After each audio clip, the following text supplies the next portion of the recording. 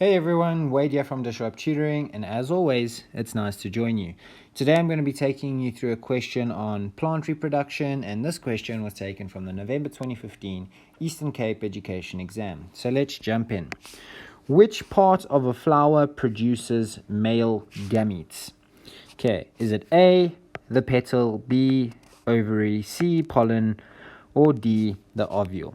Let's go through each of the options. So A refers to a petal. A petal does not produce male gametes. Instead, the petals are there to attract pollinators. So it's not A. B, ovary. The ovary is part of the female reproductive system in plants, and so it therefore will not be producing male gametes. C, pollen. Yes, pollen is part of the male reproductive system, and they produce male gametes, and therefore it's not D, the ovule, and instead the ovule develops into the seed once it is fertilized. And that's it. But before I go, I'd just like to say a very special thank you to our epic sponsor for making this video possible. You can read all about them in the description below.